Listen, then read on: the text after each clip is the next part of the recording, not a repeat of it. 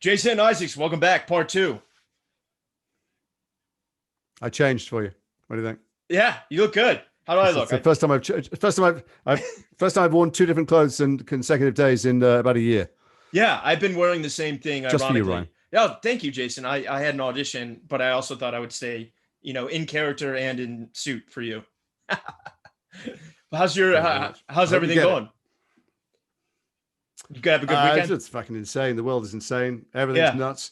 What is a weekend? I remember weekends. What were they? I'm making Yeah. preparations. I have to get on a plane and go to Canada and shoot a pilot that I agreed to do. I agreed to whatever I was meant to do this time last year. They're lovely people. It's a lovely show, but I can't pretend not to be anxious about getting on a plane and going to a new environment where Yeah. COVID's going through the roof like everywhere else. Yeah. And it's a weird inversion of the normal pyramid of power on a film set, which is at some point they go rolling cameras and they nod and all the actors take their masks off and you feel it feels like doing a naked scene. It feels extremely vulnerable. Yeah, When you take your masks off and start acting. my friend's doing Mission Impossible right now, and they're doing the same thing on that set, and it's just crazy. I just had an audition where they asked me to do it with the mask on. Wow. Yeah. That's unusual. Yeah. You're playing a serial killer. Well, it was like luckily I'm playing a surgeon in this. So at least some of the scenes will have a mask on. So that's yeah, touche. That's great. Yeah, that's a very astute for the times. But I played a juror, and I guess they're just going with because it's like a procedural drama Right. that they're going to incorporate COVID into it, I assume. Sure. That's Yeah. I mean, I don't know that we've changed our script. Our script was written pre-COVID. It's a curious thing, actually. I've been around, obviously, in this last year, a bunch of script discussions with people about things that are or aren't happening or developing and where to set your story. Yeah. You set it in a post-COVID world, no one references it. Do you set it in a world where people are still wearing masks and distancing? Do you want to set it period before that ever happened? And is that going to look weird on screen? It's a constant discussion now amongst people telling stories. Yeah. What do you think is the right answer? Or is there not one? Depends on the story. It Yeah. depends on the story. It depends what you're telling, Yeah. I don't know about you, but anytime I watch things now, I'm watching a movie and, it's just a completely mundane scene of a bunch of people in a coffee shop and you go, shh, do you remember when? It Yeah. feels like another era. It feels like another planet. I'm rewatching House of Cards now, and like just people are so close because of everything crazy going on in America. And I'm like, wow, I forget what it's like to be that intimate with someone in just a social environment, Sure. It's crazy. So when you're making a contemporary story, what is contemporary? You're filming it now. It won't be out for a year. Will we still be wearing masks and distancing? Will this thing be under control? Will it be history? Will we all be living in denial? It's hard. And what are the implications? How different will society be economically? Well, what's going to be obviously a lot more unemployment and things, there'll be seismic changes in the way we live or possibly how many people work, where money is. And so what picture do you paint of us in a year's time? It's tricky. Luckily, I don't have to come up with the answers. I just make suggestions to writers and they have to come up with the answers. But it's a live debate all the time in the storytelling world. Yeah, I'm sure it is. And you got a lot of projects I see in development. Are they all kind of up in the air about which direction they're going? Well, some of them are period. Actually, two of the things that I'm hoping to do, who knows if they'll happen? Who knows what will happen? Yeah. I think they're financed, but even when something is financed, doesn't mean you're necessarily going to do it. Are period. So one of them is a Flann O'Brien short story set in a kind of timeless version of Dublin, and the other is about the 80s in Britain. It's the Sean Ryder and the Happy Monday story. Oh wow. So that's but of course you want to be in a vaccine environment for that because there's big crowds. There's a lot of crowd scenes. Yeah. Unless you can do Tyler Perry and take everybody involved in the production away somewhere for 2 weeks to completely isolate and then keep them there for the duration of the shoot, you want to be in a safe environment. Yeah, because I know most New York productions are doing away with extras, and that's crazy to even think that there's a possibility of that within a year just because of the world we've been living in. But talk to me, I'll tell you what's crazy. I'll tell you what's odd, I find odd, and I'm thankful for, is that on the list of essential businesses that are allowed to keep going in every country are healthcare, obviously, and food distribution, sewage, power, electricity, things like that, and film and television production. Yeah. Which I don't know how we got on that list, but filming is continuing in every country. It's not just because people need entertaining, because obviously there's massive archives. I guess it's because we had these supposedly strict protocols on sets that are meant to designed to stop people getting infected. I don't know how well they're working. Yeah, I don't either. And we're going to find out, I guess, we've heard so many different ones about having to shut down, pick back Yeah, up, lots of having to shows are shut shutting down. down again. But, talk to me. You're in the UK right now, right? I'm in London where things have gone batshit. Yeah, yeah. So how are It's you holding up, man? Because you guys are back on third oh, lockdown, right? Is it yeah, we're third? on full lockdown supposedly, but look, how am I holding up? It's a binary thing. You've got it or you haven't. I haven't, I hope. I'm in my house with my wife and kids. We're unbelievably lucky in that we can stay in our house and I don't have to go out to work, and we have food in the fridge, we have heating. So, any complaints had to be seen in that perspective, that there's so many people in so many worse situations, but it's fucking awful. I got an Yeah. 18-year-old kid who went to college for a semester or a term, as we call Oh, them, and now doesn't know when, if she's going back. And I got a 15-year-old who was ready to do exams she's been working for years. They just got cancelled, and trying to keep them sane when yeah. the future is this amorphous blob, Yeah. is tough. It is really But tough. you know, Yeah. but it's Well, it's all it's all a question of perspective, obviously. But we're incredibly privileged because a lot of people don't have a choice. They've got to get out there and they've got to go to work, put themselves at risk. And yeah. we have a garden and we have a park we live near. There are people on the 15th floor of tower blocks that haven't, and they don't have a computer. My kids doing school online. Well, they Yeah. have computers and we have broadband. So a lot of people don't have that stuff either. Yeah, So totally. it's a question of trying to find a way to remind yourself always how to stay grateful and to I, I, realize what I you've got instead of what you're missing. I think that's imperative advice, and I think it's the only way to stay sane is gratitude. It's I'm sober, and that's something we always talk about in the Yeah, sober yeah. circles. And it really is. It's imperative to be grateful to. I had an audition today. I've you today, and those things I'm grateful for. So Sure. I got to see your film. Dr. Bird's Advice for Sad Poets. Loved it. Let's talk into that one, and then we'll dig in Okay. back to some of the other ones that we didn't Did get you to see talk. Mass yet? They wouldn't let me see it. They're saving it for Sundance. I know. Oh, Yeah. okay. I thought we I were talking really about that wanted too. to But see anyway, it. it's a Yeah. weird thing for someone who's really not been working for quite a long time to have three things out at the same time. So I got Skyfire, Dr. Birds, and Mass coming out in Sundance. It makes it look like I'm very, very busy when in fact I've been doing washing up. Well, as far back as my memory goes, but I'm happy that it looks like I'm a busy actor. Oh man, Yeah, your IMDb list of things is like 14 projects. Yeah, well, I mean, if any of them happen, that'll be, I hope they wanted to. Oddly, I met some financiers and put them together with the filmmakers, and they seem very happy to finance a couple of the films that I'm not directing or producing. I'm just in them. But until you're on the set and someone says action, and even then, sometimes the thing isn't happening. And then until Yeah. you get to the end and edit and find someone to show it, these are all just dreams. Yeah, totally. Yeah. But And so, Dr. Bird, so what? Tell me what you think. I liked it. Have you ever seen Me, Earl and the Dying Girl? Yeah, yeah, of course. Yeah, it reminded me a Fantastic lot of movie. that film. Yeah. It's very stylish. Yeah. I wasn't aware when we were shooting it how kind of trying to think of a word that doesn't suck, like alternative is the wrong word, or surreal, or Lynchian, or Yeah. whatever. There's just something about the telling of it is part of the character. It's a not self-consciously or deliberately wacky or something. It's just Me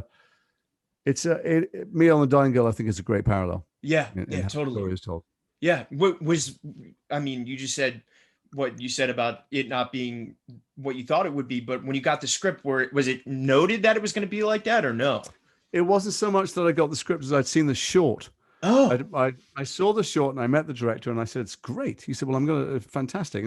It was just I like to meet people that I think are great and talented, not because I may or may not ever get to work with them, but he said, well, I'm going to write a feature version of it. And I went, wow. how are you going to, I don't understand what that would be. He goes, well, it's a book. And I adapted. So I remember the first script he sent me had a big juicy part, not juicy part, but a much bigger part for me. And I went, what the fuck do you do that for? You've got a really wonderful film and a story, and you just done that because that's what I do in it. He goes, no, I think it's great. And I went, you don't need to see him that much. It's not his story. Yeah. And so that went down a bit. But I don't know how many years ago, 10, 15 years ago, something. I did a film called Skeletons. I was seeing my agents, God bless them, my English agents, send me everything. I tell them not to filter anything out. And so there's a lot That's of stuff beautiful. I love that you do that. I guess I'm not that busy. I guess if I was getting 200 scripts a day, I would be more fussy. But also, I just think great stuff, can slip between the cracks. So they sent me this thing. They went, look, these guys, they've not made films. They don't know what they're doing. They've made a short. It's not a decent part. You've all got to live in a cottage somewhere. It's like sandwiches from the supermarket for lunch. please don't bother. Don't read it. And I looked at the short and I phoned up. I said, I'm not even reading the script. I'm doing this job. And they went, what? And I went, did you watch the short? They went, no, we got a billion pieces of mail a day. And I went, watch the short. And I did the film. It's called Skeletons. And we went to the Edinburgh Film Festival alongside much, much bigger, noisier, expensive American product. And it won the best film. And Wow. hardly anybody saw it. It had a tiny distribution deal in the UK. And in fact, this is how few people saw it. Every single screening was accompanied by a Q&A with the director. That's how often it was shown. Wow. But it's still one of my favorite films I've ever been in. And similarly, I saw this short and I thought, this is a guy who can direct and can tell stories in a really interesting way. And I'll be in it. And I don't know what he's going to do with my pieces of contribution. I don't know what angle the camera's going to be at. What we're going to cut to, what noise there'll be on it. This is someone who's telling stories in a non-traditional way. And having been on television so much where it's a master close up, it's a joy to be around someone who's using the camera creatively. And going back to what you said about getting so many scripts, I love that because I've always wanted to do that myself. Talk to me, when you get a script, what interests Jason Isaacs? What makes you, is it a balance of like what you've done before, what you want to do, an amalgamation of directors, writers, stories, or just I wish I had an intelligent answer for you. I mean, who fucking knows? I don't know. The first thing is, if someone's just asking me to repeat something I've done before, and by the way, doesn't show a lack of imagination on their part. It's exactly what I do. You're thinking about how to cast something, who you want. You think, well, I've seen Bruce Dern play Crazy Old Man. We need Bruce Dern. So your first thought is asking someone to do stuff they've done before. And if I read it and I go, well, I've done exactly that before, unless it's some gigantic paycheck that will give me freedom to do whatever I want for the next 5 years, then I don't do it. And those things don't come along. So there's that. And then I think, is the story interesting? Is it vaguely interesting, the whole thing? Never mind my contribution. And then my bit, can I make my bit interesting? Because I understand that sometimes, I can't quite imagine why, but sometimes having me in something will help them put a package together and raise money and stuff. And it might even look good because there's other famous people in it or they've done stuff before. But the fact is, I still have to walk to the set, come out of my trailer, or if we haven't got a trailer, walk from the car. And they say, action, I've got to do something. Can I do something that's interesting to me and hopefully interesting to people watching it and not just be there so that it can say, and Jason Isaacs, because, so it's a whole bunch of that stuff. And then sometimes it's, where is it? They're always local, or I fancy a holiday or whatever, it's a whole bunch of things. Mostly it's, can I be any good at, but, I'll confess that my vanity kicks in somewhere. Will I be shit? Yeah. So if I read it and I picture some other actor who I know or I admire doing it and doing it well and doing it better than me, I think, well, either I don't want to do it or sometimes that makes me scared enough to do it. Yeah. But I don't think anybody can cast you as well as you can cast yourself. So there's numbers of times I've turned something down. For instance, not just when I've been asked to repeat something I've done before, but also if you think I'm X all the way through and I suddenly turn out to be the serial killer or vampire, whatever the hell it is, be aware the audience is going to bring that baggage with them. Yeah. They go because of what they know me from. So I want to do things that the audience aren't a mile ahead on as well. When things like The Patriot and Harry Potter came out, were you getting a lot of those villain? Was that just Hollywood calling you up? And yeah. And I kind of wish I wish I'd done. I don't know. There was a period of time after The Patriot, certainly, even before Harry Potter, where I was offered the bad guy opposite every bicep brainless Hollywood hunk, and I should have done them, I suppose. In terms of making myself a brand and making myself, I guess, financially secure, I should have done them, because you think at that time for the year or two, you think, well, I guess I can always do that. Well, actually, the window's not open that long. And when I went and played a drag queen after The Patriot in Sweet November. Then I did a play about in London at the Royal Court, and I can't remember, I did something else. And then I looked up again, and suddenly the window was jammed tight shut on my fingers. And then, I did The Potters, which are such a joy to do and such a pleasure. But it did mean that other similar villainous characters, I was thought to be a cliche to cast, because it's too obvious to cast me in those things. And so there were numbers of parts I'd really liked to have done over the years. I thought were well written, things I read, and they went, it's a bit obvious casting you. Yeah, yeah, So, because you're doing that. And was it, talk to me about that time during Harry Potter, because that was, 10 years about of making mhm. movies. Were you pretty locked into those films? Because, you got the schedule and you got to do a film every X amount of months or No, no. years. Was it tough No, fitting? far from it. It was very tough saying yes to them every time, actually. I really loved doing them. Obviously, I love the films. They're great people. But every couple of years, they'd phone and go, "We need you for 2 weeks in March, all of June, a day in October, and 3 weeks in December, non-consecutive." And you go, "That's not great for my Yeah. rest of my year." Yeah, I And can't so fit anything in.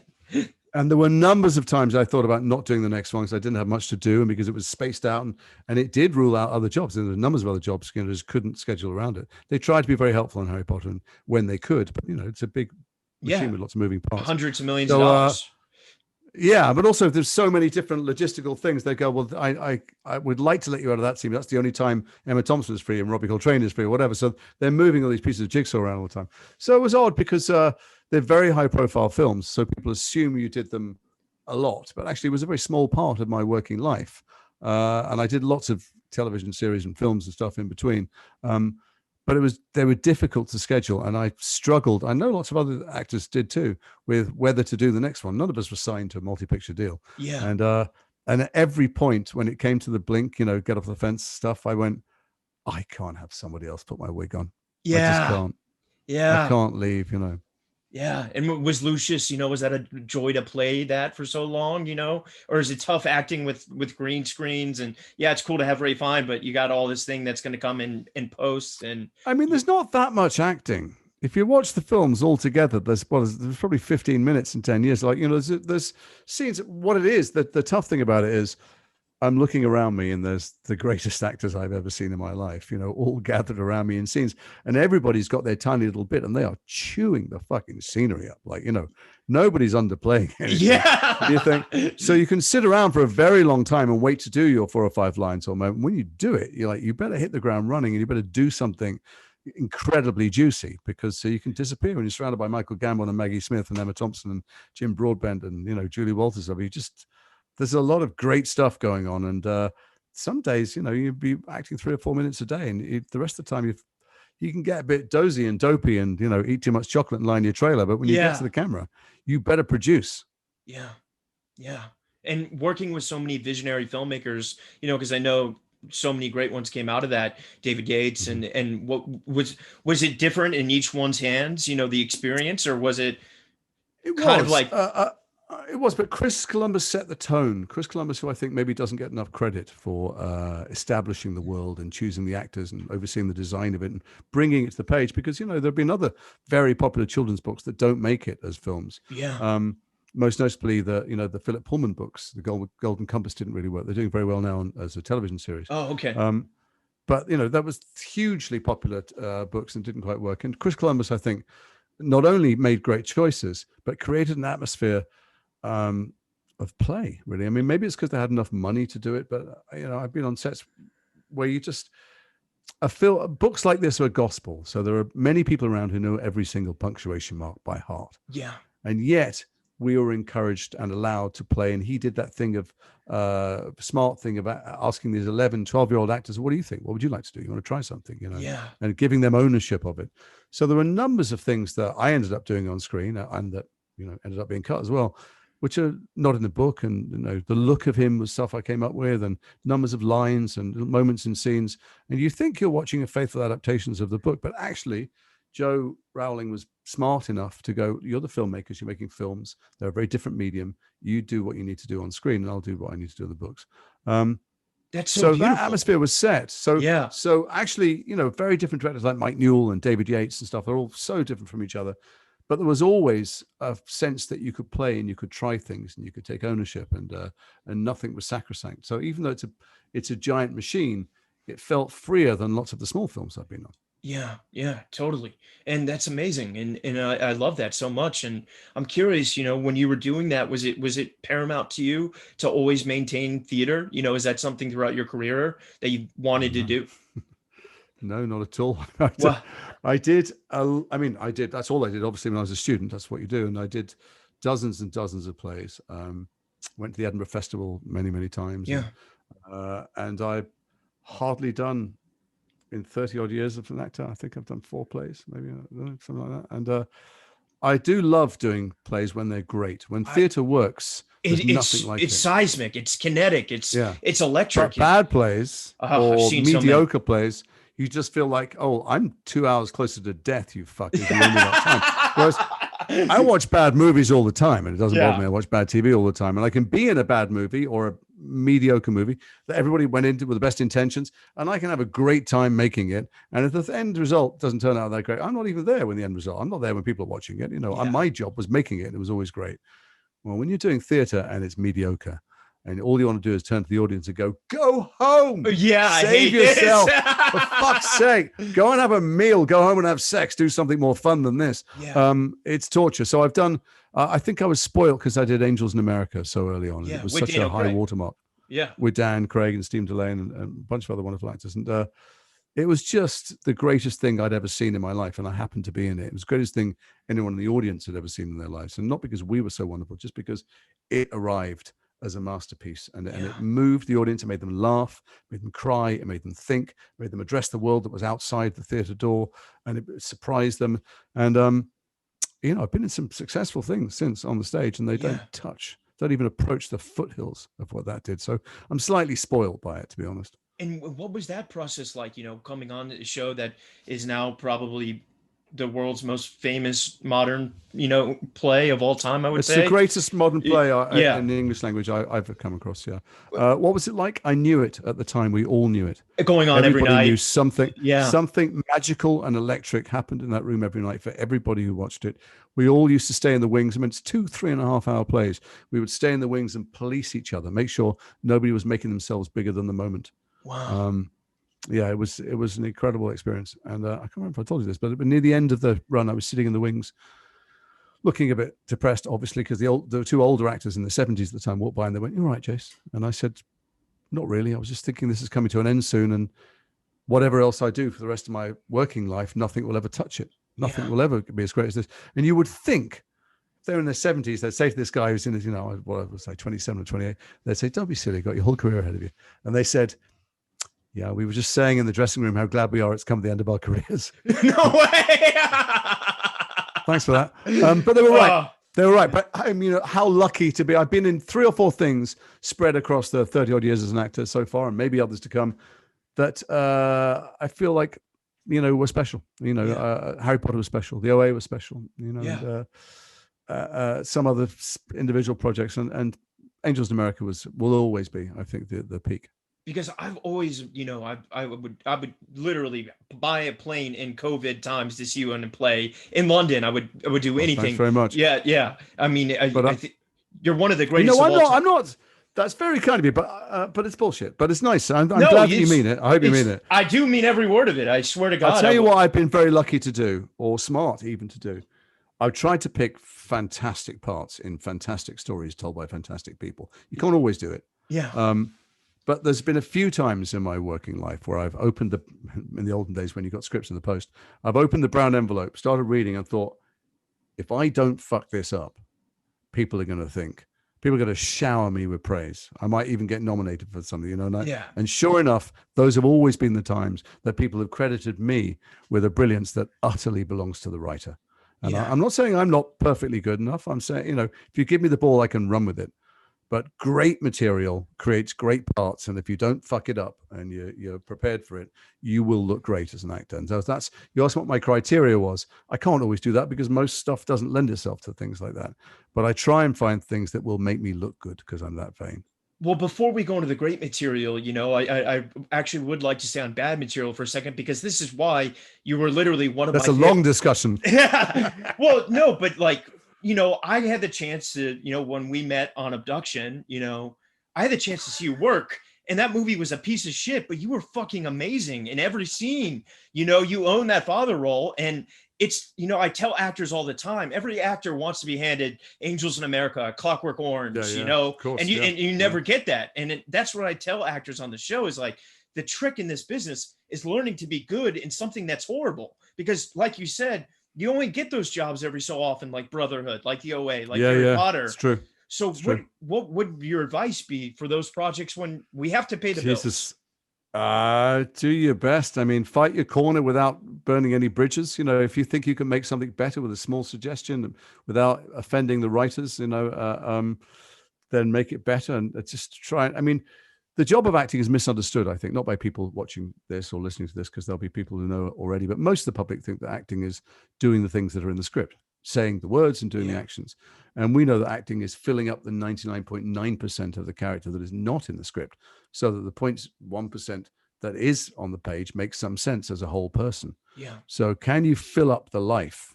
Can you fill up the things they're not saying, the things they're not doing, things they want to do, the things that they're hoping the other person will do and say? Can you do all that so that they manifest themselves as the things that are in the script? And if sometimes you bump against that, can you make a suggestion to change what's in the script? But, even with Abduction, when I read the thing, I thought my parts are right. Yeah. Maria Bello and I believe us as a couple. We can do some fun things. I buy that stuff as parents, and what happens after we're dead, out of my hands. But I think it'll be fun. So I've been in a couple of things in my life where I've thought, okay, I think it's basically rubbish. Yeah. But I've often been wrong, by the way. But I think going in, because if it would have worked, it would have been the biggest movie in the world. Sure. Yeah. But I've a few times I've thought this whole thing is never going to work, but my bit's going to work because I believe it.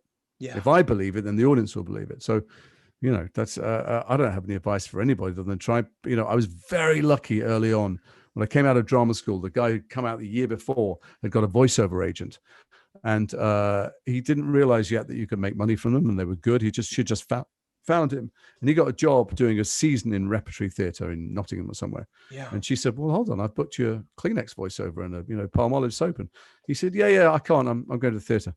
And she went, well, what am I going to do? He said, well, I'll tell you who's good at voices. Jason Isaacs just came out of drama school, and he recommended me unwittingly, giving me a career in voiceovers when I first was a young actor. I don't really do many anymore.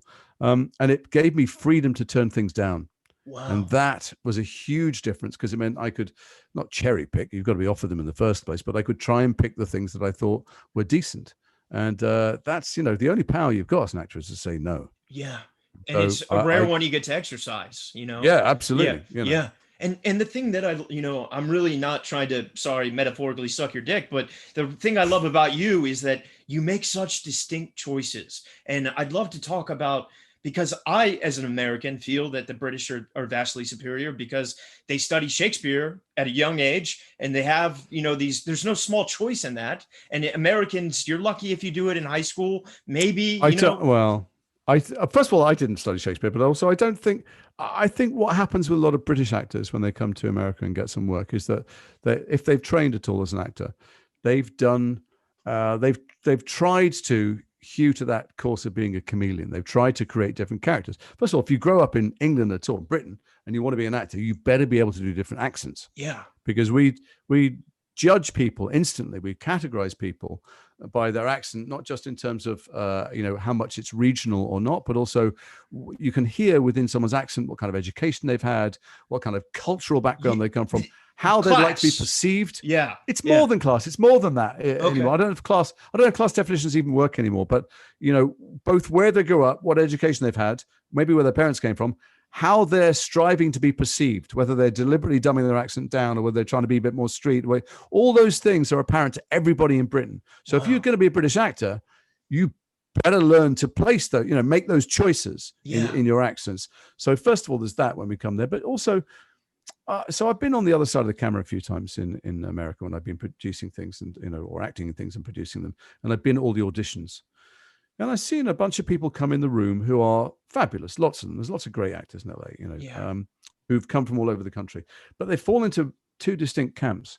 One is the bunch of people who just are fabulous in their life. They're gorgeous, men or women. They're the prom queen or the prom king, and the quarterback or something. And some people have gone, "You should go to Hollywood because you're fucking amazing." And they come in the room, and what they're selling is their amazingness, their sexiness, their charisma. It's a real thing. And you can become a big movie star from it. And it doesn't mean they're not good actors because they act that. Yeah. And still got to make the moment real, moment to moment. And then there's the people who want to come and create a character that's a long way from them. Yeah. Because in my estimation, there's something slightly broken in their childhood. Like, totally. They're trying to fix something in the mold. and they maybe can live better through other people, and they want to create something other than themselves. And so I think that, a lot of the times, unless you've gone to drama school, you're really always asked to play something that you look and sound like. Totally. It's rare that someone's going to come along and say, "Will you play a quadriplegic?" Like my left foot. In fact, but they wouldn't even do that anymore. Yeah, no, they would hire the real thing. Yeah. Would you be autistic, or would you, whatever? It's rare that people are asked to play anything outside what walks in the room. Yeah. So if you're British, you've at least at a drama school done that 30 or 40 times, played something a long way from yourself. Yeah. So you're more likely to make a bold choice because you're not selling your fabulousness. Is that word, fabulousness? No, it is. And you're not selling you're not even in your own accent. Yeah. So you're already building a character. Yeah. So that might be why sometimes Americans get on set and think that English people are making bigger choices, because it's all a choice. Like when I did Brotherhood, Jason Clarke, who's from Australia, and I, great. Apparently, it's according to other people, were much, much closer to the Providence, Rhode Island accent than a lot of the actors from Boston, which is 40 minutes up the road. Wow. Partly because we had to put an accent on. Yeah. I'm from England. He's from Australia. We had to build an accent from scratch. We got local people. We modeled it phonetically. We had a dialect coach. They're from Boston, and they didn't grow up doing accents. And so making the adjustment was weird, hard, unnecessary for them.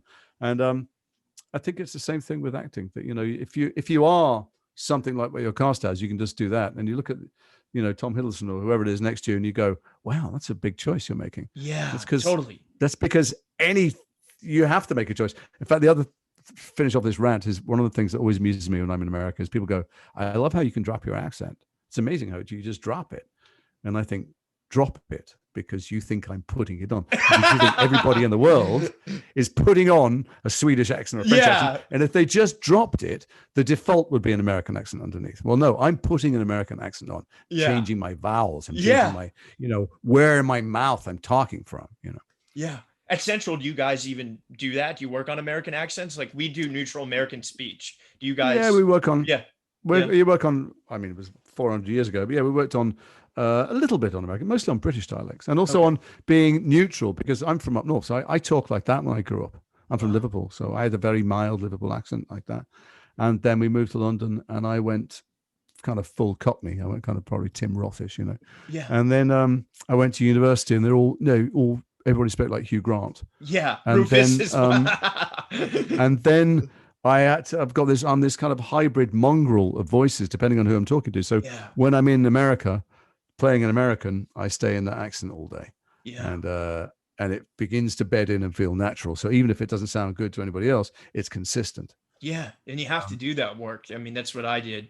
I'm curious, because you just mentioned it, Brotherhood. It was about 2007. When did that show start?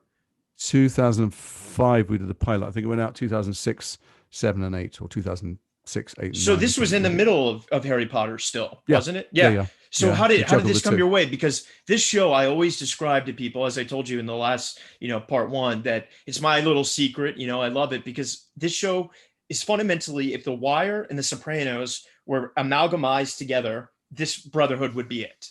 Yeah. No, it's a hell of a show.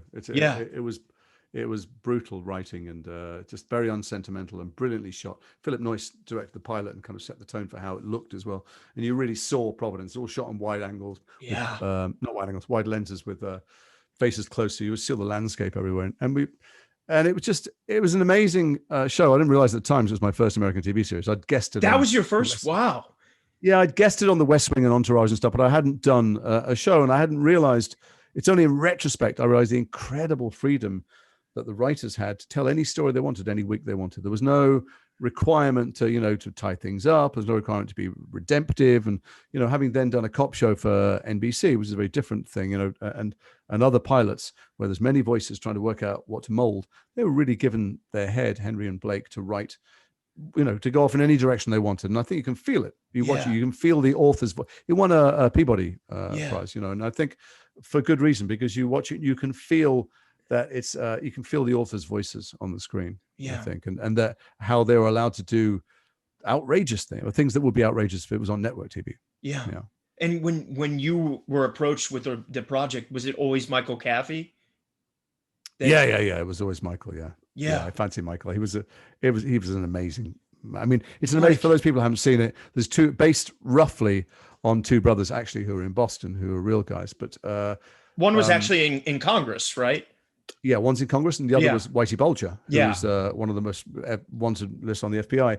And it was originally going to be in Boston and Hugh closer to that story, but then there was a tax break in Rhode Island.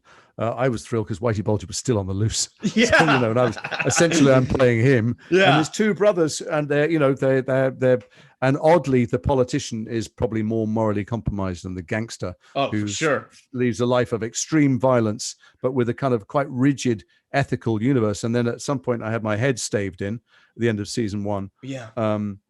Because I wanted to leave and they wouldn't let me. Oh, really? So then I had brain damage, which was brilliantly written, made me more struggle more mentally. It was a fantastic thing to be able to act, and I had the great privilege of spending time at the Rhode Island Brain Injury Association and people opening up their lives to me, and me seeing what they had to go through. And so it was a very complicated, beautifully written part. And and I didn't like most of the best parts of my life. I hadn't wanted to do it. I was offered it when, in the aftermath of Peter Pan came out and was a terrible flop, and I thought it was the best film I'd ever made. And it was a beautiful film. It got glowing reviews, and anyone who saw it loved it, but nobody saw it. Nobody bought tickets to it. And so I was in Hollywood jail, and I'd rented a house already, paid in advance, I think, to go and live for a year.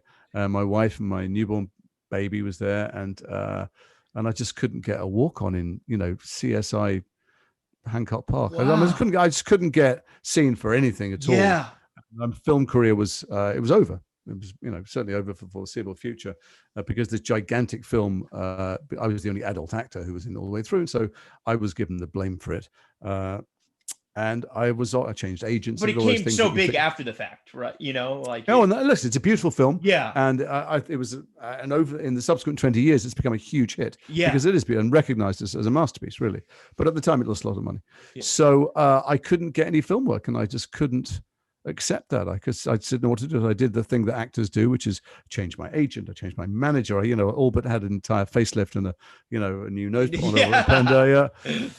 And then I was offered, with my new agent, when you've been offered a pilot. And I was like, well, I don't want to do TV. I was saying, I'm a film actor. Yeah. I wasn't looking in the mirror and going, you're not a film actor.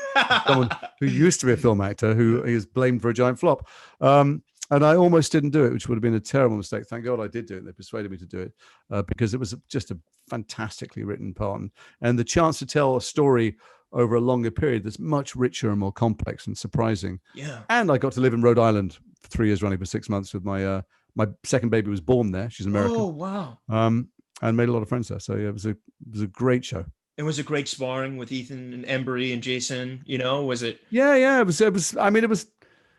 was a very tense set. There was some quite big personalities there behind the cameras. And I've heard that. So yeah, there was quite a lot of arguing going on.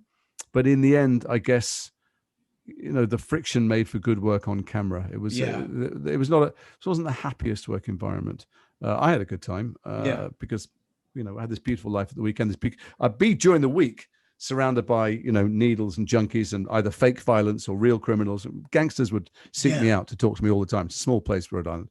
And then at the weekend, I'd let this, we were living on the ocean there, and we'd go blueberry picking, whatever. And then I'd come back to, brothels and murder and strangling during the week. Brown University. It was an odd existence. Yeah, Providence is a very interesting city. But that's amazing. And I love that show so much. And so when that wrapped, talk to me about, we're jumping a little bit ahead here, but like the OA, that was shot, the pilot, with someone else, right? Yeah, the OA, it's a lot of the best work I've ever done are things that I didn't want to do, or were cast with someone else, or I was a replacement or whatever. And the OA, so to rewind further, 2005, I did a film called 9 Lives that you probably would have seen, which is made by Rodrigo Garcia, who was a magnificent filmmaker. And it went to Sundance, did very well. I don't think it came out theatrically. It's 9 separate stories about women. Each one is a single unbroken Steadicam take. And it's like a vignette. Work of genius. Yeah, it's phenomenal. And each of the women are kind of, Robin Wright and Glenn Close and Sissy Spacek, and they're all phenomenal in it. And I'm in a section with Robin Wright called Damien and Diana. And it's this unbroken 16-minute take, and it's just fantastic. Let me name fantastic. I mean, it is fantastic. And it was named Scene of the Year in the New York Times, and it's still taught in film schools all over the world. And Rodrigo, who's gone on to make many successful films, and Bull, the TV show that I know that you've auditioned for, his EP on it. He said, God, that fucking thing haunts me. Every time I go anywhere, all they want to talk about is Damien and Diana from 9 Lives. I've made so many films. But anyway, the people who made the OA, Britt Marling, who wrote it, and Zalbat Manglish, who directed it, have been obsessed with that clip, that 15-minute section for years and years. They've watched it hundreds of times. They had still a bit up on the wall when they were writing. And when they were casting the show, they didn't think of me. They thought of someone younger and different. And they cast, I don't want to say who it is, it's not fair to him, but anyway, they cast somebody who was not an English speaker as a first language. And they were told by his agent he speaks perfect English. And he's not done a lot of acting before, but he'd done something very high profile and well. And they fought with Netflix to cast him. And they shot with him. And it was apparent pretty quickly that it was a terrible mistake. But they're so creative. And so, so prepared to take risks. They did that, and then it got to the day before they were going to shoot a scene at Grand Central Station, which is, even for an expensive Netflix show, that's a big budget day. And today you're not going to reshoot. And they called Netflix and they went, listen, can we replace the guy playing Hap? And they went, are you fucking kidding? After all the struggle, they went, I know, but I'm afraid we made a mistake. Then, well, who can you get at short notice? And they went, well, we'll get someone. And they remembered that they'd looked at Damien and Diana all the time, and it's, it's their favorite thing. And so they called me, and they called somebody else who I also shouldn't name, who said, I got a call late at night, I think, from my agent going, listen, I'm sending you some scripts, read them now. There's 8 scripts. And I went, I'm reading them, it's midnight. He goes, you don't go to sleep, you're an insomniac. I said, I know, but I binged a Netflix show last night. So I'm actually tired today. I didn't go to bed. Actually, why don't I ever get off of Netflix shows? He went, this is a fucking Netflix show. Pour yourself a coffee, read the scripts. So I read them and they were fantastic. And he very said, okay, cerebral. Did you get it as you read it? Cerebral. No, I just thought I'd never read anything like them. I'd never seen, it just felt like they were inventing storytelling without ever having watched a minute of anybody else's film or television. It just felt like they were telling their own story in their own way. So clearly it had a very powerful woman's voice at the center of it. It wasn't a kind of, it's possible to think of male narratives. I don't know. That's fair. Zal wrote half of it. Whatever. But I was completely intrigued by it. And so I Skyped with Zal at 2:00 in the morning, and I said, it's amazing, it's fantastic. And he said, okay, fantastic. Well, it's great. Okay. So I got off the phone, and the agent calls like 3:00. How'd it go? I go, yeah, I think it's me. He goes, okay, well, you'll be on a plane at 8 in the morning. You got to shoot the scene tomorrow. I'm like, what? He goes, yeah, no, it's tomorrow. The thing's tomorrow. And I went, fuck. Then he calls back at 4:00 and he goes, go to sleep. It's not going to be you. I go, what? He goes, before talking to you, they'd offered it to an old friend of theirs, and he said yes. And I go, I just what? Really? Okay. Oh my God. And then I get a text from Zal going, call me. And I text him. I said, listen, mate, you don't need to apologize. It's fine. You've offered it to an old friend. It is what it is. You know, I was excited for an hour, and now I'm going to bed. What a gentleman you are. He said, no, call me. And I went, it's really, honestly, you must. And he went, fucking call me. And I called him. He goes, I want you. Okay. I want you to do it. Will you please do it? So anyway, there was a night of misconceptions, and I got on a plane. I went there.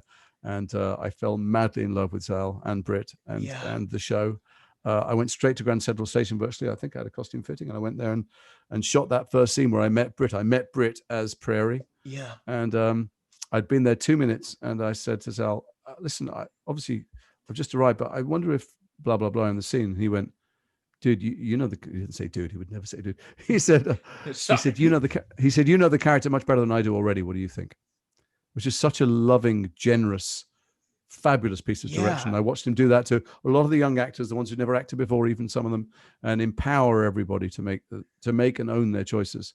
And it's one of the reasons the show is so human and beautiful, because everybody took ownership of what they were doing. Yeah, it is so beautiful. And it's one of those shows you have to really experience more than watch it, you know, because it's such a, it is its own. I have to say, I lose all, if they ever have any objectivity, I don't know. I was sent, I thought it was special what I'm making. I thought something was just working fabulously well.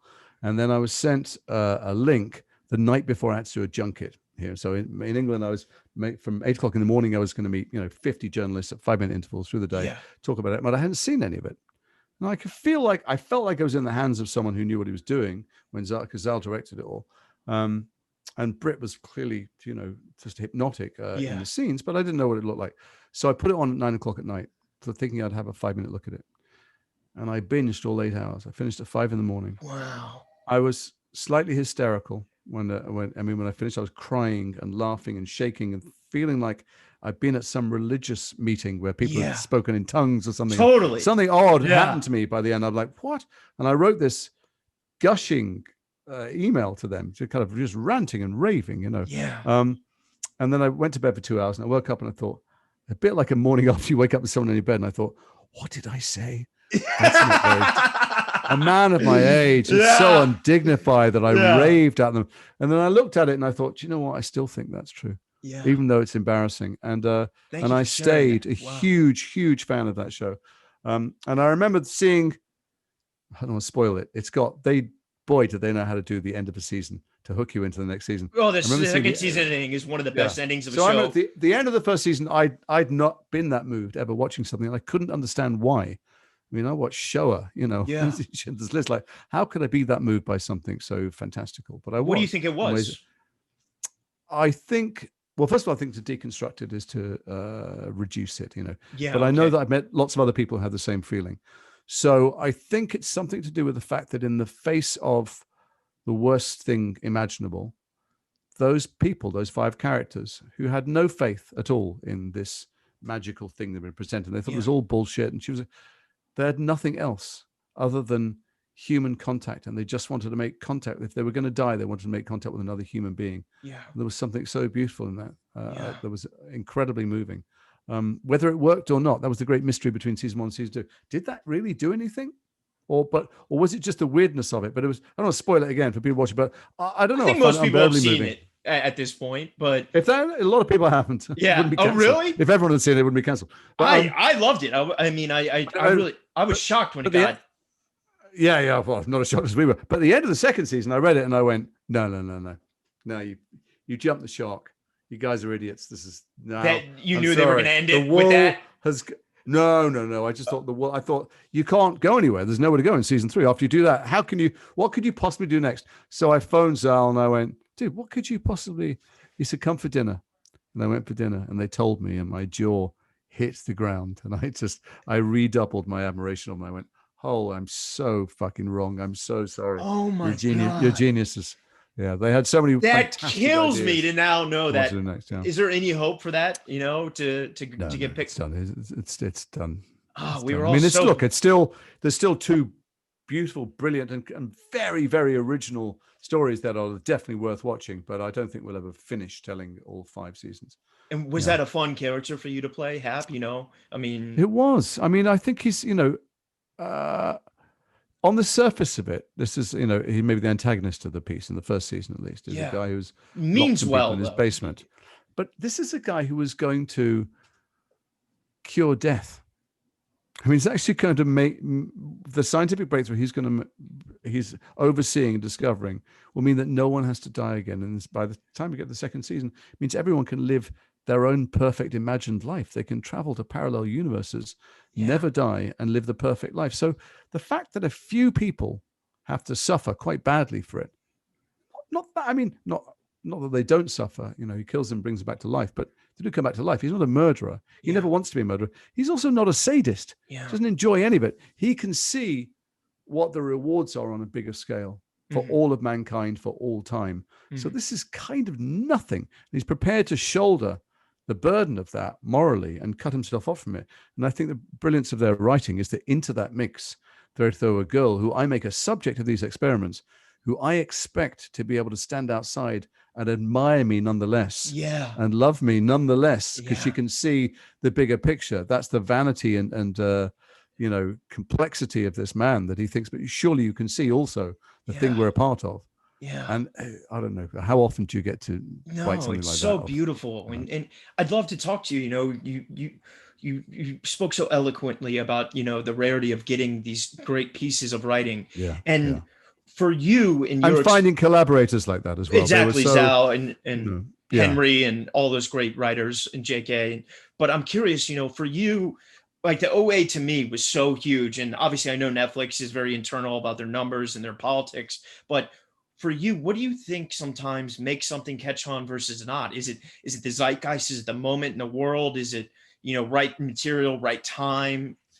Because there's You so know, many things that have taken off that I think Mhm. like deserved it, and so many things that have not, that I thought were essential and some of the best work I've ever seen. Well, first of all, it's easier on a Monday morning to say why people won or lost a game on a Saturday. You know, so I can tell you why Peter Pan didn't sell tickets, for instance, stuff like that. Um, but some things do and some things don't. If anybody really knew, then they would just stay in their job running the Yeah, studios or as an making executive hit after hit. forever. Yeah, And they don't. They wait until they've had enough failures, they get fired, and they hope they've saved money or they get a production deal. yeah, You get as many talented people together as you can. You make something as good as you can. You launch it as best as you can. When movies fail, we're often told it's the marketing. When indies fail, you're told because you weren't open long enough to do any advertising.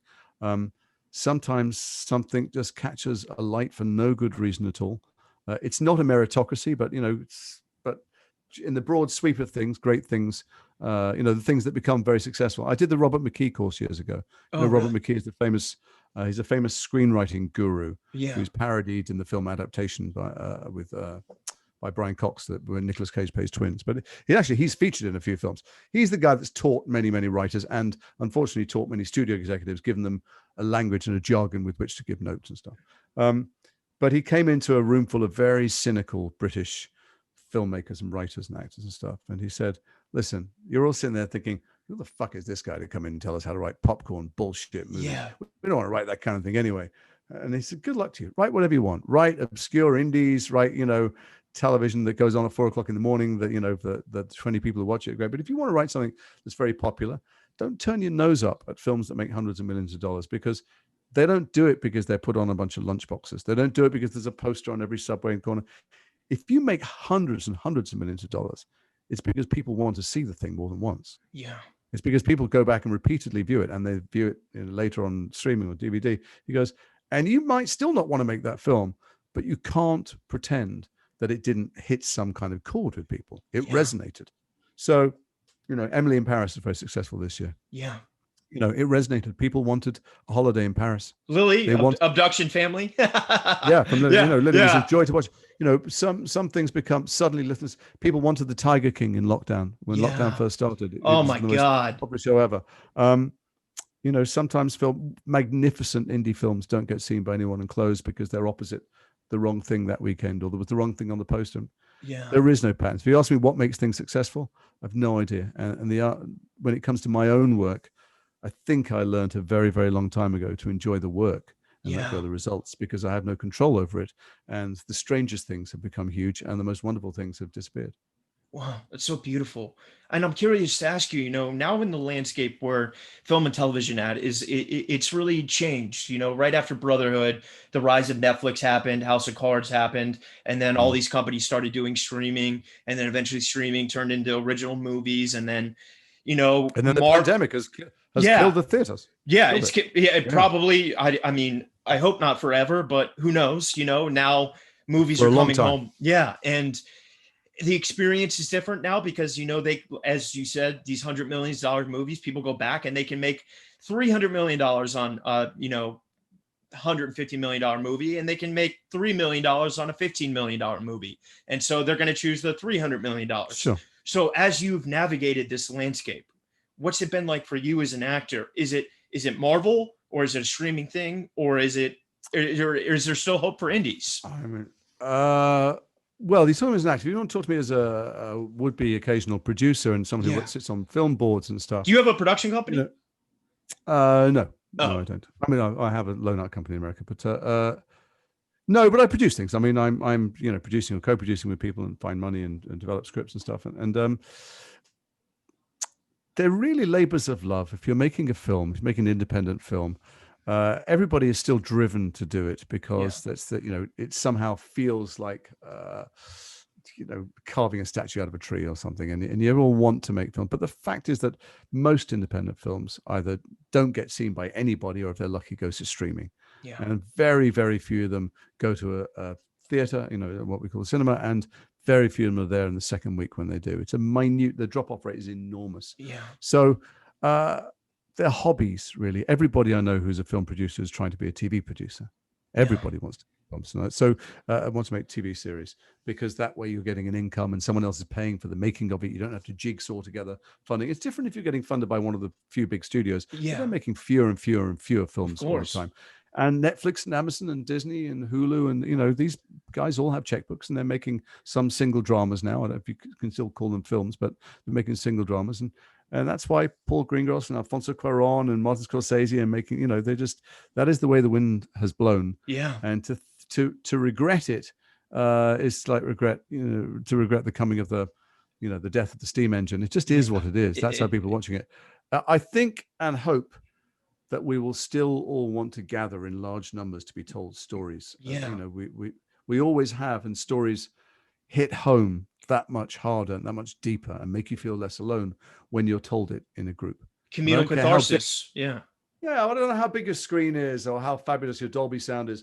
There is nothing like being in a room with a dark room with a bunch of other people being told something human, something about being human. Well, I think it's like it controls you versus you controlling it. In a movie, you can't pause and get a soda water or go to the bathroom and watch it in increments. When you go to a 2 p.m. showing, you're committed to being there for 90 minutes or however long the film is. And I think that's such a beautiful thing. No, I said, going to the movies is so essential because, when we watch these things at home, we control the experience. We can pause it. We can get a peanut butter and jelly. We can get a soda water. Absolutely right. We can come back. We can do it another day, finish the rest. When we go to the theater, it controls us. We have to be there. If we pee, we miss critical moments. You know what I mean? Sure. And there's nothing like that experience.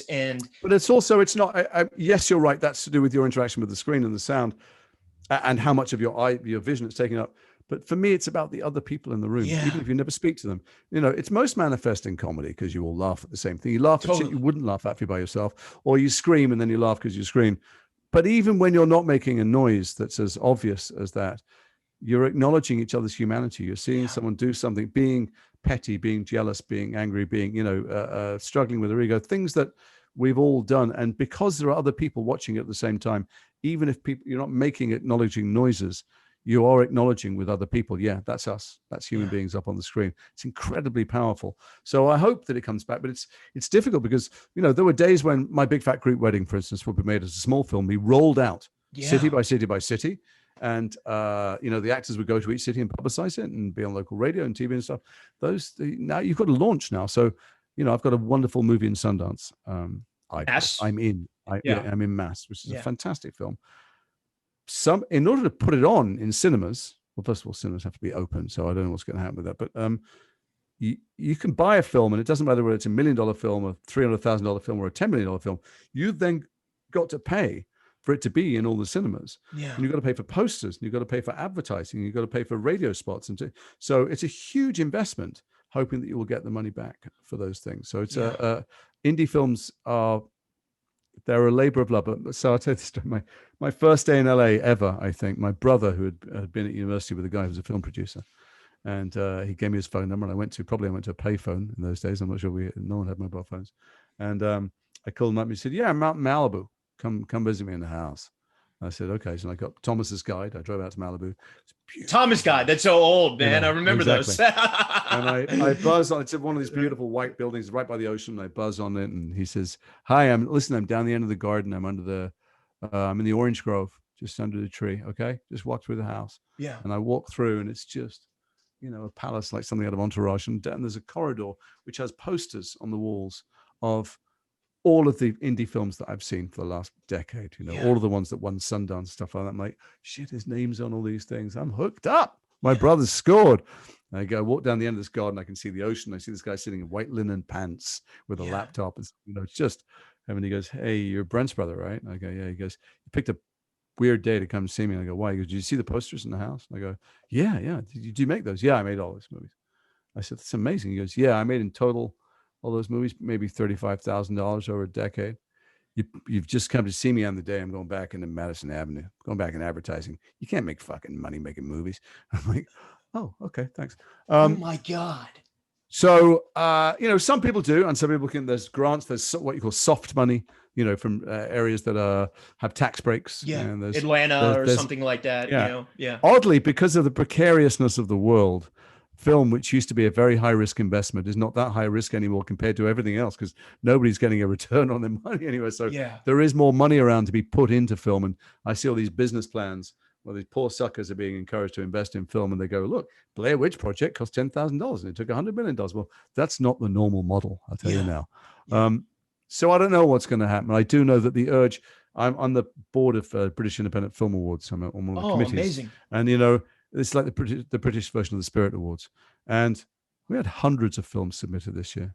People still will mortgage their house. They'll max out their credit cards. Yeah. They'll do it with their phone. People still have stories to tell, and lots of them are magnificent. So, the difficulty is persuading audiences to seek them out and find them, because they're never going to be on the front thumbnail that Netflix puts up. Right. Or Amazon. Right. Yeah. You need to find them either on a more obscure websites. Maybe the big streamers won't pick up the small films, and or buy tickets for film festivals online. Yeah. Sundance starts next week.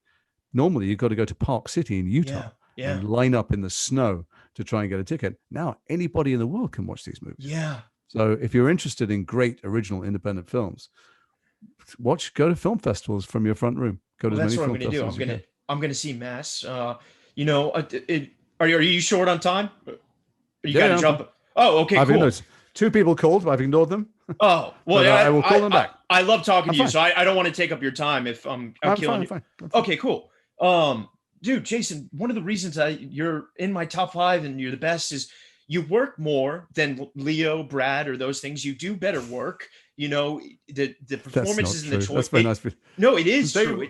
They work a lot. They've got to find movies that warrant them being in it. They're aware they can't do a little movie. It's never a little movie. I guess that's fair. I've not thought about that. But the thing that I love about you is that you work more than any of those actors, right? And, you're not photographed coming out of one oak. You know what I mean? Talk to me about fame. Has that been something that's just not interested you, that side of the business? I mean, if I was there, I wish that we were doing this in the face, face to face. We'd go for a walk and nobody would know who I was, and that would be absolutely fine. I'm not famous. I'm a working actor. I've had some lead parts. I've had mostly, character parts and things. And I just, I'm married with kids. There's nothing interesting about my private life at all. It's spectacularly dull. No one's going to, I'm not breaking it up with anyone or fighting with anyone on set. And just, I do my work and I disappear into the character. I mean, look, Brad and Leo, for instance, both of them. I'm not trying to belittle them, by the way. No, they're listening. Yeah. I think they're interesting examples because they're proper actors, and have been burdened in some way by being handsome leading men. Yeah. Who the studios have long wanted to make into only handsome leading men, and both of them have really active production companies and try and take parts where they get to play characters and parts. Assassination of Jesse James, I think Brad's best performance ever. I thought he was great in Burn After Reading. I think he's great in he's funny in that. His fault he looks. It's not his fault he looks the way he does. He was great in Inglourious Bastards as well. Yeah, he was, and Fight Club, obviously. But But anyway, look, I'm not famous. It's not about do you avoid fame? No, I just even in do London, my job Harry Potter being the hit it is. I can't imagine you get on the tube and no one's like, hey. Well, first of all, they're British people, so they would never say anything to you. They wait till you've gone by and go, do you know who that? Do you know who that guy was? Yeah. I don't look like Lucius Malfoy at all. I look more like the other characters. Often I get parents dragging their kids up to me going, look who it is. And the kids are like, and then they go, tell me who you are. And I go, well, I'm an actor. And they go, but tell me who you play. And I go, well, a long time ago, I played Lucius Malfoy a few times in the film. The kids are like, no, you didn't. Oh my God. So, I bumble forward acting in things, and then there's long periods of time in between. I'm famous when I'm on. So if I'm on a television series and it's on TV, then people recognize you. 2 weeks later, I'm not famous anymore, which is perfectly fine. Yeah, and that's amazing. And then I'd love to talk to you about the landscape. Now like what you said this in the very beginning of part 1 is like these things have changed. You just mentioned being on the British Film Council, that there's no shortage of people doing movies. And what is you think the way in, because like people now say the way of getting an agent, getting a manager, auditioning, getting co-star, getting guest star, getting reoccurring, then getting series reg is the dinosaur way. What do you think is What do you think is now? Nobody knows what the fuck is happening right now. But if you look at where people are watching their entertainment. They're watching on the streamers and they're watching on their phones. And you can make stuff for your phone tomorrow. And you can make a web series, you can make a podcast, you can make all these things and distribute them and find an audience for free. There are many, those influencers on different platforms who nobody my age has ever heard of, who have the ear of every young person in the world. So are you doing films with them? Is that something that's, because I know no, Hollywood's trying that. I'm too old to do that. So, I mean, Tom Felton and I keep talking about doing a podcast. We might get our shit together if we can ever organize it. But do it. It would be fun. I think I've got the microphone. Look. But I might do a podcast or two because it's fun because I'm at home and I like talking, as you can tell. But I think that the way forward, when I'm asked by young people or people to talk to their kids, who want to break in and they think that there is a way, how do I get an agent? How do I get a... No, I go, just fucking roll your sleeves up and get on with it and make it. It's free. That's what Brit did. That's why Brit Marling was the it girl. She couldn't get any work. So she wrote micro budget movies with her two best friends and they made them and they both got into Sundance. At the same time. Suddenly she was this auteur, but she was someone who was trying to get some work. And that's what Lena Dunham did. She had stories to tell. And if you don't think you're great at it, this is my pearls of wisdom, my Yoda-like pearls of wisdom. That's all right. You can be shit. It's free. You can make 50 short films. And if one of them has anything worth saving, they're pretty good odds. There's no reason. Nobody starts off being great at anything they turn out being great at. Nobody was born Shakespeare. And you might find you're good at shooting. You might find you're good at editing. You might find you're good at improvising. You might, there's no excuse to have a single string to your bow anymore. Do you think the drama school approach is imperative to learning and the craft and getting better? No, I don't. I think I learned as much before drama school when I was at university doing lots of plays. But it depends what you want to do. I mean, I think drama school was great for me because I met my wife. And I had 3 years of getting high in rooms full of people my age. But I don't know that the art advanced at all. I think I learned more on the job from people of different ages, actually. What you get at drama school is the right to fail behind closed doors. You don't get the right to fail professionally that much. This is why the advent of the mobile phone is so fantastic, because then the right to fail has been put in everybody's hands. I don't know. I don't know what the way in is, but I do know that the way to happiness, if not the way into financial success or professional success, is to take the reins creatively early on and never let go of them. So that you do an acting job, it's great because that's but you're also shooting your web series at the weekend, and you walk in the room if you have an audition so much more confident. Look, you and I are doing this podcast. You went for an acting audition today. You've got this thing that you do in your life, whether or not it pays you loads of money. It doesn't. I'm so poor. Sure. But nonetheless, you have this thing that you get to do. It means you walk in the room and there's something else to you. You're not waiting for these people to validate you and switch your life on, And that's amazing. I love that. That's so astute. And talk to me, what about theater? Will you ever do it again? Please, man. You got to come do Broadway or, I was offered once to get on Broadway. Should I say what it was? Someone took the part. I wanted to go to Broadway. I lived in LA for a few years, and I said, I don't want to go back to England. Let me go to Broadway. It's closer to New York's closer. My kids are in school 6 hours. And I said, but I only want to do a short run. I don't want to go for 6 months or a year. You don't really earn any money, and so they got in touch. They went, oh, fantastic. There's a Teresa Rebeck play, and she's a phenomenal writer. How fantastic! And it's a 6-week run only. I'm like, what? I'm in. I don't even need to read it. It sent me. And it was to replace Alan Rickman. And Alan Rickman was leaving. Alan Rickman had, all the reviews had said, I don't like the play much, but Alan Rickman's a genius. And I went, I'm not stepping in those shoes. No way. Are you out of your mind? Oh my God. I'll tell you what, the thing about theatre for me, of course I'd love to do it. And I'd been to see, actually, before the pandemic, a couple of people to talk about how much I'd like to do it. But the difficulty running a theatre, if you're one of those people running a theatre, is you have to sell tickets. You have to sell a lot of tickets. Just, if you're not subsidized by the government, then you're a commercial theatre. And to sell tickets, you've mostly got to do revivals of things that people have seen before, remember fondly, or popular. That are, and I don't want to be in some revival to sell tickets. I want to be telling some interesting, provocative story that makes people think about their life. That means new writing. And so I needed to find. There needed to be a new play, some good new play, with a part for someone my age. And New York Theater Workshop. That's got your name all over it. Right. Well, I'm waiting. Listen, I'm available. Well, I Yeah, wouldn't go. I'll I'm write kind it of for us. How about that? You, me, and right. Tom. I'd love it. I'm glad now that I Yeah. didn't commit to any of the plays because they all got cancelled. All my friends who were meant to be appearing in the theatre, Wow. have had a terrible year, and the theatres are really struggling. I don't know that they will all Yes. reopen. Speaking of theater, the other theater, do you think that will be back in our lives again? Or is it just going to be musicals like it is going to be Marvel films in the No, other there's theater? always no. I think stage on the stage, people will always, if the big theaters might have to close, the buildings might close, they might redevelop them for flats. I don't know what the hell they're going to do. They're Yeah. struggling financially. People will always put on dramas. People will always put on plays. It's actually really expensive to put on a new play in a big purpose-built theater. It's easier to put on a bus shelter or in Yeah. a dilapidated gym. I think that young writers that used to write for the theater now write for television.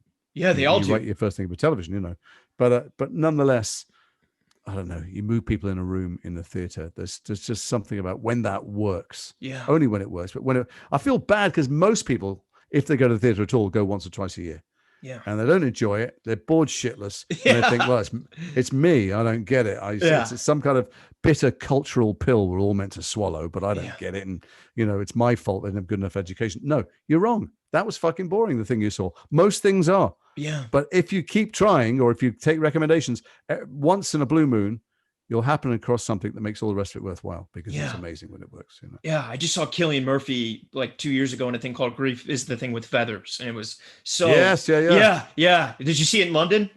No, but I know the writer who lives around the corner. Edna? Enda wrote it. Yeah. Yeah. Enda. Yeah. Edna. Yeah. I love Disco Pigs. Great writer. Yeah. Yeah. That's so Yeah, beautiful, that's a man. fab cover. But that's exactly so. Ender and Killian have done a few things together. So Yeah. if I would like to be someone's muse, Yeah. I'm waiting to be found. Yeah. I'm waiting for a writer to use me as their muse. I think Killian's doing the show during the Peaky Press. I'm gonna tell him that you guys got to get together and do one. But So he used to live around here. He moved back to Ireland. He used to live around here, and he would go running in the morning. And he's a thin boy anyway, and he'd wear all black, so it'd be like this kind of streak. And he would sprint, and I'd lean out the window, and go, "For fuck's sake, slow down! What's that hurry?" She'd sprint around the park. He's fit as hell. Oh man, great actor as well. Another great one. Wonderful man. actor. Yeah, yeah. And then what do you think about the British landscape now? Because now shows like Peaky Blinders are mythologizing. Speaking of Killian, the working class, and I feel like a lot of those dramas there are doing so amazing, and they're coming over to America. A show like Normal People, and is it been a unique? You get to cherry pick our TV output just like we get to cherry pick yours. Got it. So there was a long period of time when people went, "Oh my God, America just makes incredible TV shows. You've got The Wire and Breaking Bad." And then you go, "I know, but you'll spend some time in America and watch the other stuff, the filler in between." Yeah. And similarly, we have some magnificent, every country, actually one of the great things about Netflix is every country's got some magnificent storytellers. And there are people more and more telling state of the nation pieces and state of the world pieces and being given with the creative chops and being given the budgets to do them. I only bemoan the fact that when our British output, what other people want to see from us often is kind of chocolate box Victoriana corset England. Yeah. And it's like America only making Westerns. Yeah. That's not who we are or how we are. We're a multicultural nation made up of immigrants who've come from the ex-colonies of the empires that we had. And to that picture of the cricket ball and warm beer with the manor house in the background, it is a tiny fraction of what Britain's been for a very, very long time. So I hope that these multicultural voices get to take snapshots of who we are today and the stuff we're struggling with today and make great drama out of it, and that the bandwidth isn't taken up by more people trying to make Downton Abbeys and things like that. Yeah. And one of the questions I have for you is, you talked about, after Peter Pan, there was like this time in your life where you couldn't get arrested. And, I'm 4 years sober. December 3rd was my anniversary. Right. And I'm still that actor that's like one great role away from having had one great role. I'm auditioning, but I haven't had that thing yet. And how did you keep yourself, in the sober mindset, just especially now in these dark times, what advice do you have for those people struggling with addiction? Oh, well, I mean, if we want to move into sobriety talk, we can do that. I don't know how much it plays into it's a big podcast thing. It's a big proponent of. I mean, we don't have to if you don't want to. But no, I'm very happy to talk about it. But it's a big part of my podcast. Sure, one of the reasons that all the 12-step programs are anonymous is that no person should represent themselves as being a representation of the principles. of the program, because then when they fuck up, people go, see, it doesn't work, So Yeah. I am no poster boy for anything, and I don't work any perfect programming at all. But I remember when I was doing Peter Pan, I was 3 years sober or something, and we moved to LA, and I didn't get any work at all. I mean, people weren't calling me back, and it was just nothing, from having been the lead in a gigantic, super expensive film to, leprous. Yeah. And I found it very, very hard. And gradually, bit by bit, I was walking on the beach with my daughter every morning, and I was aware that I was going to meetings. I was aware that walking on the beach with my daughter was a wonderful thing, and would be Yeah. wonderful whether I was working or not, and I wasn't yet starving or broke, and and even though things looked terrible professionally, all I had was that morning on the beach with my daughter. But I couldn't do it. I Yeah. couldn't ground myself in the moment. I couldn't enjoy anything. And it got to the point where, from 8 o'clock in the morning, when I was aware that my agents would have been in the office, I was, just thinking about them sitting there, not calling me. Yeah.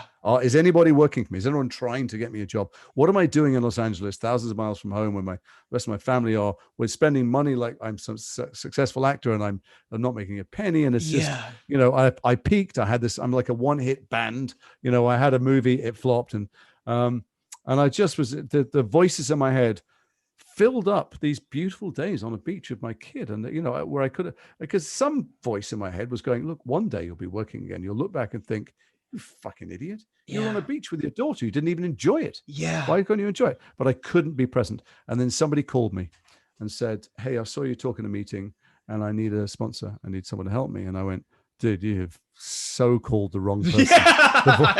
I am not in any position to be stable for anybody. I'm not in a very good way. My mental health is very shaky. I'm feeling odd. He said, no, I'm English. You're English. I'm like days away from dying. I'm a crack addict. I've got to talk to someone, just my life's falling apart. And I went, look, maybe I can find someone for you. And I met him for a cup of coffee. And then I took him to a meeting every day, and he saved my life. Yeah. Yeah. He saved my life because I had someone to think about and someone to help. And that's how the 12-step program works. It's not really about yourself at all. I was able to help somebody else, and everything else in my life suddenly took on a different perspective and proportion. And I began to be present. It didn't solve the problems, the work problems. So just that thing, which is not exclusive to any 12-step program, which is the Serenity Prayer, which has been around for centuries, change the things you can change and accept the things you can't. And I was able to go, today I'm on the beach with my beautiful daughter, and we're going to go swimming out in the kayak. Or, today I'm going to eat with my wife. And I was able to be present because somebody else needed my help. Yeah. And that's how those programs work. Yeah, it's someone once in the room told me to tap your shoulder when you're panicking, because you're here, you're now, you're in the present, and you're not in the future, you're not in the past. So worry about right now. And I hit my bottom in London, and I got sober in London. So that's why, this program saved my life, and it's been tough during this time. But it's a program of help. It's addicts, alcoholics. It's generalization. I'm sure if I could quote the big book better, I would, but I can't quote it at all.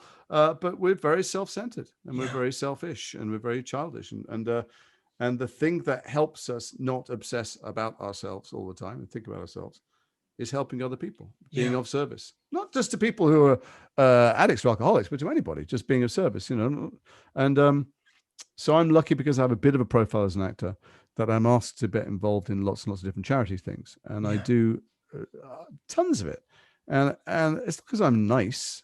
It's because I'm a selfish fuckhead. And so left to my own devices, I will be entirely self-centered, but I'm forced and given an easy opportunity to be of service a lot.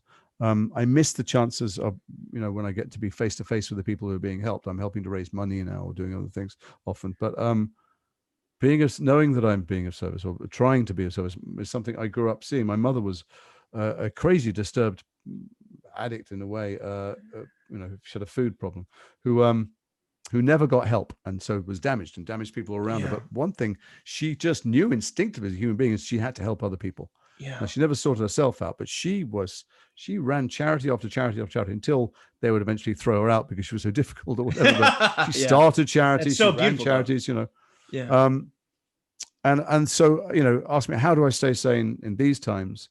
I don't know that I am staying sane in these times, but the things that help are being of service, in whatever way I can. That's so beautiful. Thank you for sharing that and opening up. I apologize if that was intrusive, but I'm happy to talk about it. Listen, a lot of people stuck in their houses, drinking, taking drugs, yeah, overeating, using, I don't know, gambling, porn, whatever they're doing, and not able to control it. it's so And many there is sober help. friends I came up with. I've relapsed, and I feel powerless that I can't do more for them because I can't go be with them right now, and we can't be in those rooms. And Sure. the Zoom thing is great, but it's a little bit different. And Not quite the same. yeah, just like how we were talking about theater and that experience together. But I tell you, this, one of my favorite things to do is, and I've not done it forever, is someone goes on, my friend's got my friend, my kid, my husband, my wife, whatever, got a terrible drink or drug problem. And you go, can I have a chat with them? And they go, I don't think they're going to talk to you. They won't talk to you. And you force the situation. And you go there and you go, and they go, look, and you go, shut up. They go, I don't want to hear a fucking word you've got to say. I'm going to tell you my story. And you're like, oh, I thought yeah, you were gonna. No, fuck, I don't care. If you don't, what the fuck do you know about anything? I'm gonna tell you what happened to me, and then I'm gonna leave. And if you have any interest, you can call me. yeah. It's just a. That's so beautiful. I love that, man. That's awesome. Well, what's, kind of expounding on that, what's keeping you inspired right now outside of, the sobriety, what's buoying Jason, it's been so I tough, don't know that anything is. I'm not yeah, doing very well. I'm not yeah, handling it very well. I've got a twice a week AA Zoom meeting with some friends or that I like talking to them, and they don't like if I moan about the same things week after week. So I feel like I better do something about them. yeah, I feel like I'm accountable to them. I've got teenage kids in the house, so I got to keep my spirits up. But I'm not. Addicts and alcoholics are negative people. We tend oh, towards the negative. for sure, So that we're catastrophizers. I've always been that way. So I can look at the headlines and go, this pandemic's never ending. There'll be mobs roaming the streets, eating each other and civil killing each war other is coming, within weeks. Look at the invasion of the capital. yeah, Fascism is on the rise yeah, everywhere, all over the world. And I can be living the horror of starving on the street in a fascist state when it hasn't actually happened yet. today yeah. today I'm going downstairs and my wife's cooking Korean food. Oh, that's what's nice. that's what's actually happened today. So Yeah, I need to try and find ways to stay in the day, to make practical moves towards what I can control, and try not to fill my head with the things that I can't. I've been so what's keeping me alive, I'm going off to do this job that I don't really want to be in a position of East vulnerability Coast to of Canada COVID. or West Coast? Toronto. Toronto. Oh, Nice great. people. If they Yeah, ever see this, it's not because I don't want to go and work with them. It's just yeah, I'm anxious about it. Uh, but at the same time as dreading it, I've got that. I've got a thing on the landscape. I feel bad yeah, for people who are just looking out at an amorphous mass of, what seem like darker and darker clouds. So that, and then some other projects that other people are developing supposedly and may happen. And we talk to each other, and I don't know if any of us really believe they're going to happen, but we talk to each other with increasingly, shrill, hysterical yeah, optimism, and maybe some of them will come to pass. yeah. And I don't know. I'm blundering forward day to day. I don't have any answer. I tell you, I've not been productive. I don't know about you. I speak to people who during lockdown, they're like, "Well, I've done a podcast, right? Yeah. I brushed up. It's been so long since I played the saxophone. And like, I speak Bulgarian now. Like, well, I haven't fucking done anything.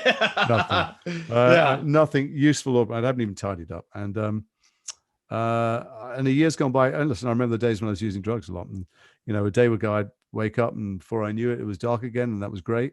Yeah. And it's not that different now. I Yeah. don't do that much during the days right now. Yeah. Me Um, either. but it's not terrible Yeah. either.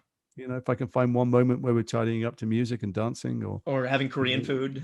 yeah, I sit with Yeah. my kids and I watch Yeah. Sex in the City or having Korean food, trying to find the pleasures in the simple day to day, and not be intimidated by Yeah. numbers of my friends who seem to have turned into polymath productive geniuses.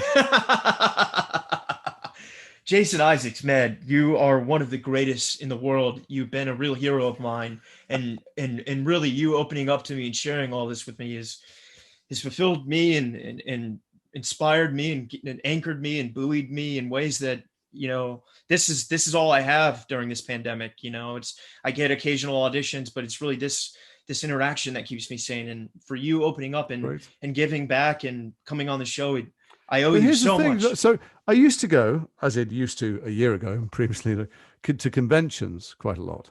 At first, I was very reluctant. Tom Felton said, "You like it," Yeah. and he's right. I did like it. I did like it because I met millions of people. I got paid a little bit of money to, Is it an travel. intense experience with people that passionate at those? It's really intense. It's really Yeah. intense. But one of the reasons it's intense is the reason I bring it up is that thousands of people would line up and they come to the table and they, not everybody, but numbers of people would come and they would, to my mind, be giving me very unjustified elevated status. They come up and they're shaking or they're crying because it's Harry Potter or because of whatever, whatever thing I'd been in that affected them powerfully, and they had pictures and they'd get overwhelmed. And I felt like my job in the minute I had with them, and I've had, 2 hours with them, is to make them realize I'm just some other fucking idiot who doesn't take the bins out. I'm just some guy who should floss more. And I do this job where I get to pretend to be people. I've done it occasionally well in great pieces and sometimes mediocrely. And nobody on the planet deserves to take up any more space than you do, or is any more special than you are. Yeah. And that certainly not in the acting world. Maybe the scientists who invented the vaccine or Neil Armstrong or someone, but I'm just some other twat who's further down the road than you. That's all. I think we all need that practice in humility, especially a lot of American actors I see, that have this delusional attitude, which I guess can work. But, that's what I try to practice in not only my sobriety, but also in this podcast, is just humility and getting to the root of what we love to do and what keeps us inspired, and these narratives that move us and allow us to exist and feel joy with our lives, or feel sadness, or make us think, if not joy. Yeah. Sometimes my kids keep wanting to watch happy things, and I'm like, sometimes you can watch something that isn't happy, but you still feel fulfilled or satisfied. You've been on an emotional journey. It's still a worthwhile enterprise to watch films that don't make you laugh. And it's tough to persuade them at the moment. Yeah. Well, when that Toronto project wraps, I'd love to have you come back on and do this again. And I really, man, you and Tom. I have an endless capacity to find myself interesting. So be careful what you wish for. Dude, I could have you on anytime. And honestly, I'd love to grab coffee in person when the world allows that kind of reality again. Me too. Yeah. And maybe we'll get yourself cast in the show. Yeah. I'm going to get myself cast so I can get a little bit of momentum. Then I'm going to write a play for you, Britt Marling style. And then you're going to play the lead, and we're going to take over, and we'll see you at the Tonys in 2025. It sounds very good. Jason Isaacs, I love you, brother. Right, Thank Ryan. you. All right. It was great to talk to you. It's lovely to see you again. Yeah, I hope you get the part. Thank you. And let's do this again, please. This really meant so much. I'm up for it. All right. Love you, brother. Lots of love. Bye. All right. Peace. I am thrilled to announce that An Actor Despairs is partnering with a wonderful CBD company called Kind Farms. Everyone out there has heard of CBD. I started taking it a few years ago when I first started getting sober, and to help with my anxiety. Sadly, as one can do, I was overtraining in the gym, and a friend recommended a topical and a tincture to help with the pain. I tried it. It was okay. However, recently, I was introduced to a product that has really changed my life. Not only has it helped me with anxiety, but I am stronger than I have ever been. I'm able to carry out lifts my body used to prevent me from doing. Kind Farm products have single-handedly changed my life athletically and personally. They utilize 100% local licensed farmers, organic cultivation, and CO2 extraction for superior CBD. Kind Farms is turning CBD to a kind alternative to pharmaceuticals. Let's transform Tobacco Row into Hemp Row. If you want to get involved, please reach out. Together, we can make a difference. You can use my code RYAN10 for 10% off. You can find them on Instagram at Kind Farms Inc., all one word. That's KINDPHARMSINC, and their website is kindfarmsinc.com. Once again, my code for 10% off is RYAN10.